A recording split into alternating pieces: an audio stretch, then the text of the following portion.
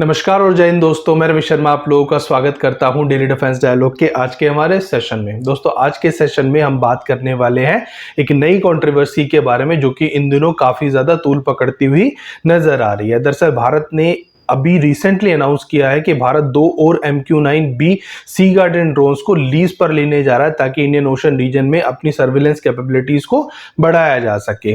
Bharat already इस तरह के 2 ड्रोन्स को ऑपरेट कर रहा है। 2020 से ही इंडियन नेवी इस तरह के 2 ड्रोन्स को यूज कर रही है और ये मेनली ISR मिशंस के लिए इनको यूज किया जा रहा है। और इनकी कैपेबिलिटीज को देखते हुए भारत ने 2024 में इस तरह के 31 ड्रोन्स का ऑर्डर भी प्लेस किया जिनकी डिलीवरी 2029 तक शुरू होने वाली है।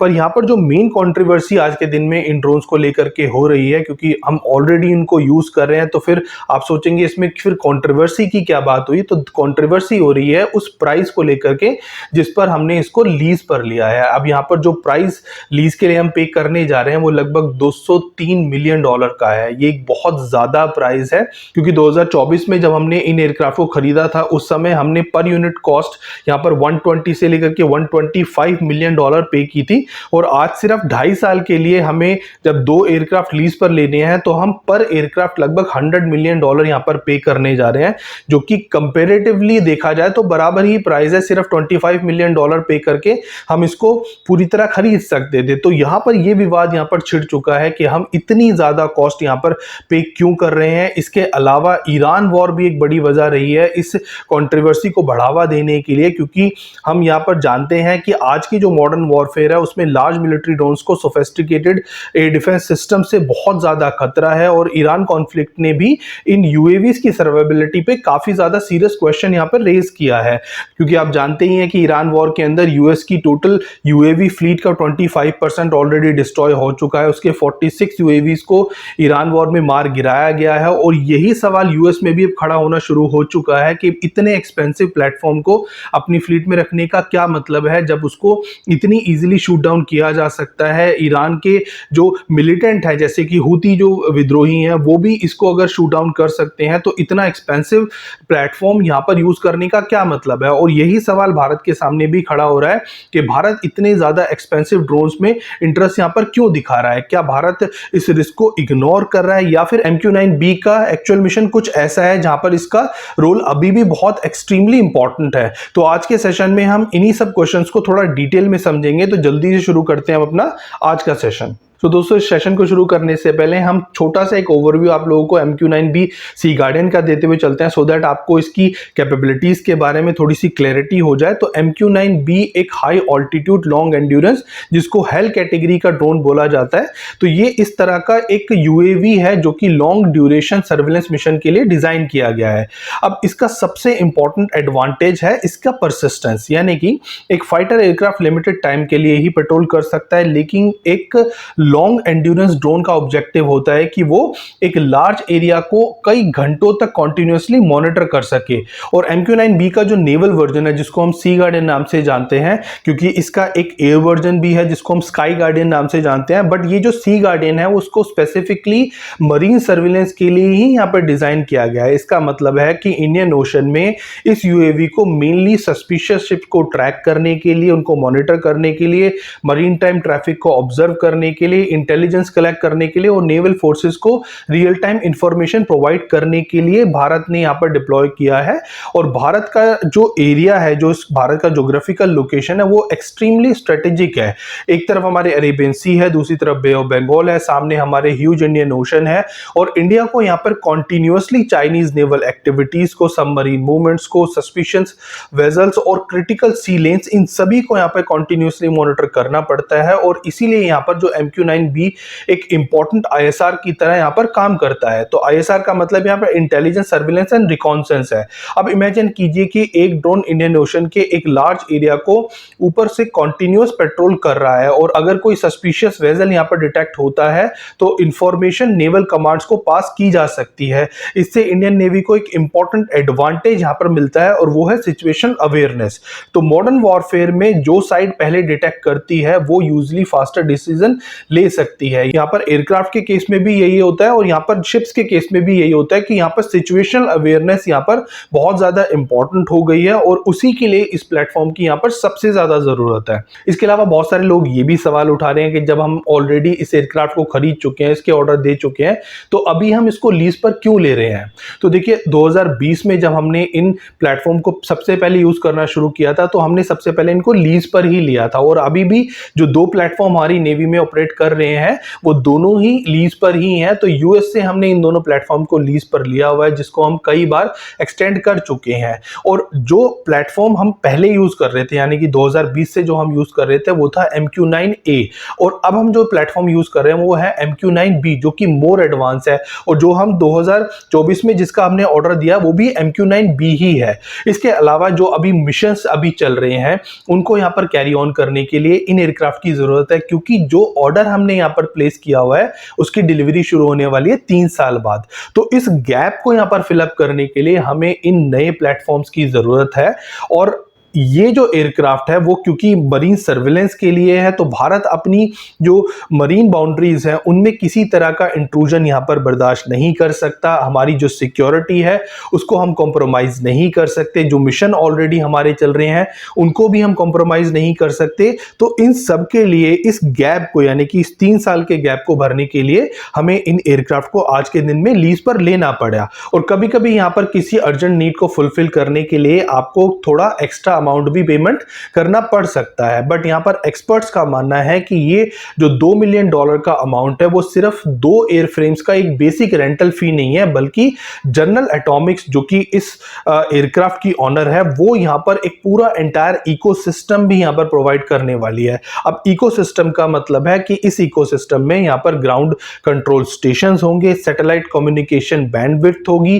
कॉन्टिन्यूअस पेलोड इंटीग्रेशन होगा, स्पेयर पार्ट्स होंगे, ऑन साइट इंजीनियरिंग सपोर्ट, ये सारी चीजें इसके अंदर आएगी। इसके अलावा इस लीज कॉन्ट्रैक्ट के अंदर यहां पर high and mission specific sensor shoots, 360 degree marine surface search radar, synthetic aperture radar, electro optical and infrared systems और सिग्नल इंटेलिजेंस, ये सारे पैकेज जो है वो इसी लीज के अंदर कवर अप है। तो ये सारी चीजें भारत को मिलने वाली हैं और भारत जब भी किसी प्लेटफॉर्म को लीज पर लेता है तो भारत उसको बहुत जल्दी एक्वायर कर पाता है क्योंकि आप जानते हैं कि भारत में किसी भी डिफेंस इक्विपमेंट को खरीदने का जो प्रोसीजर है वो काफी लंबा है। पर जब आप लीज पर कोई सामान लेते हैं तो बहुत जल्दी आप उस चीज को एक्वायर कर सकते हैं। जैसे कि 2020 में जब हमने 2 MQ-9A लिए थे तो उस समय सिर्फ 2 महीने के अंदर ही हमने इन एयरक्राफ्ट को एक्वायर कर लिया था, इनको यूज करना शुरू कर दिया था। हालांकि जो 2024 में हमने परचेज की थी उसके लिए अभी भी हमें 3 साल और वेट करना पड़ेगा। तो इतने लंबे टाइम तक वेट करने का जो एक प्रॉब्लम है वो यहाँ पर लीज कॉन्ट्रैक्ट के अंदर यहाँ पर कहीं ना कहीं सॉल्व होता है।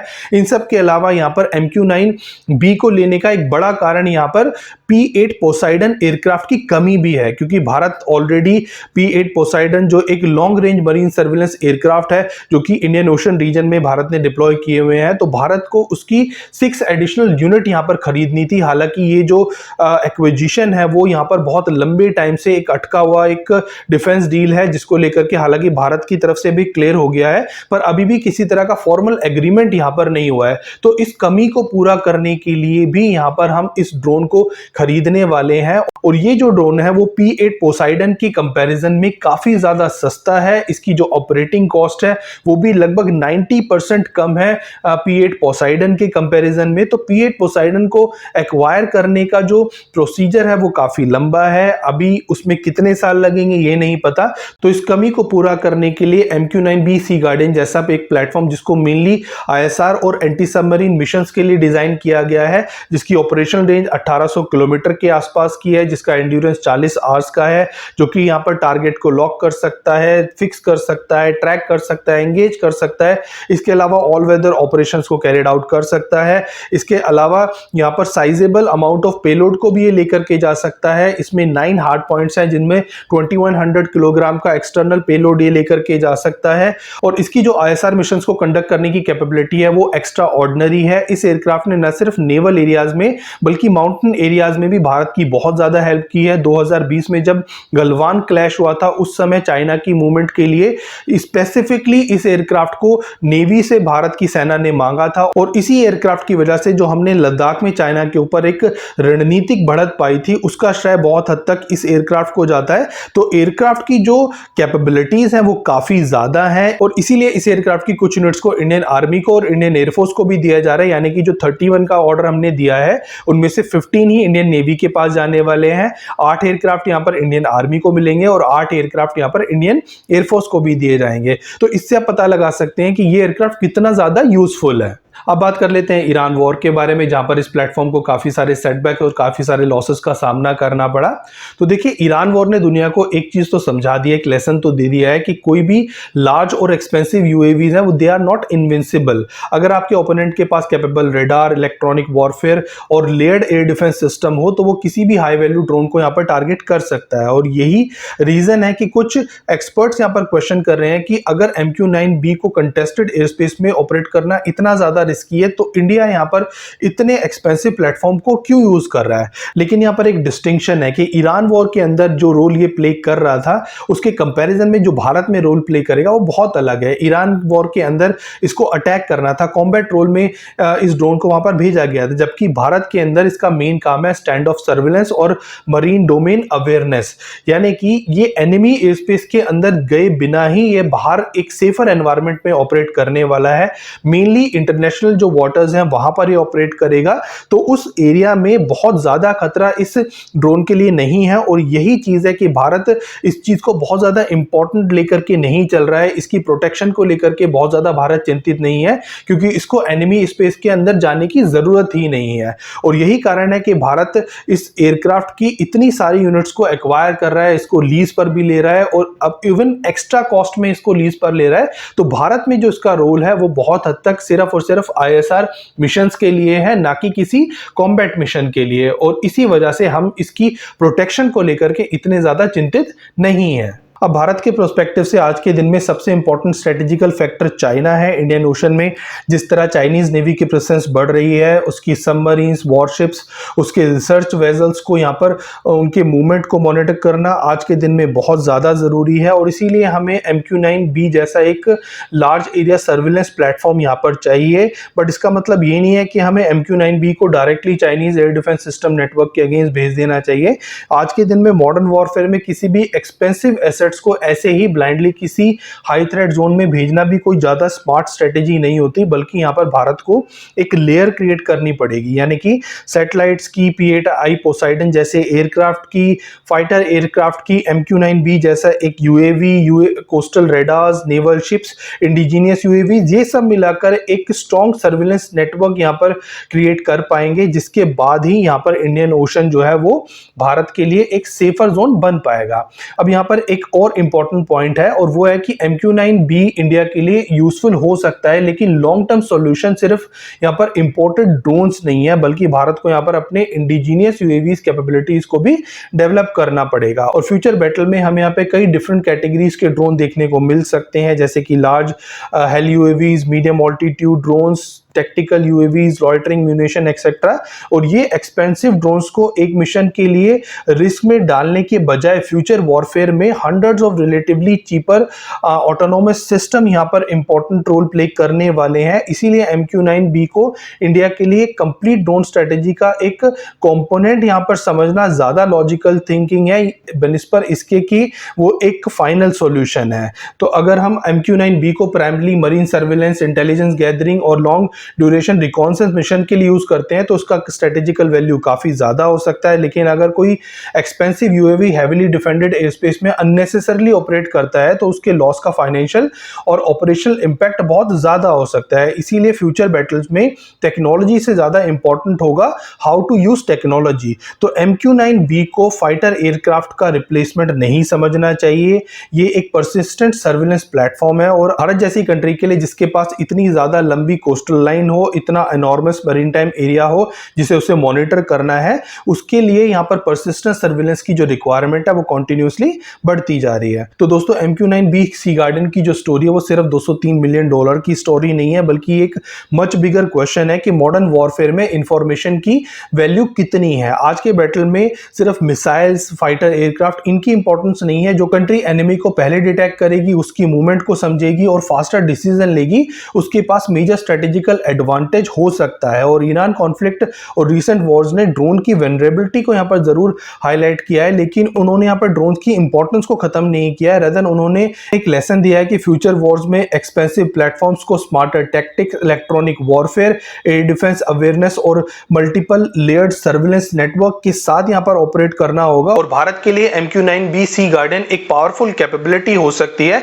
पर तभी जब भारत के पास एक much larger network of satellite, P-8I Poseidon जैसा aircraft, radars, fighter jets, warship और इंडिजिनियस ड्रोन्स हो। तो इन सब का जब नेटवर्क भारत के पास होगा, तभी हम इस प्लेटफॉर्म की जो रियल कैपेबिलिटी है उसको यहाँ पर यूटिलाइज कर सकते हैं। अब आज के इस सेशन को हम यहीं एंड करने जा रहे हैं। जल्द आपके सामने फिर हाजिर होंगे इसी तरह का एक और इंटरेस्टिंग टॉपिक लेकर के। तब तक आप देखते रहिए डेली डिफेंस डायलॉग। हमारे चैनल को लाइक कीजिए, सब्सक्राइब कीजिए, बेल आइकन दबाना बिल्कुल ना भूलिएगा और अपने कमेंट भेजना भी ना भूलिएगा। तब तक के लिए जय हिंद।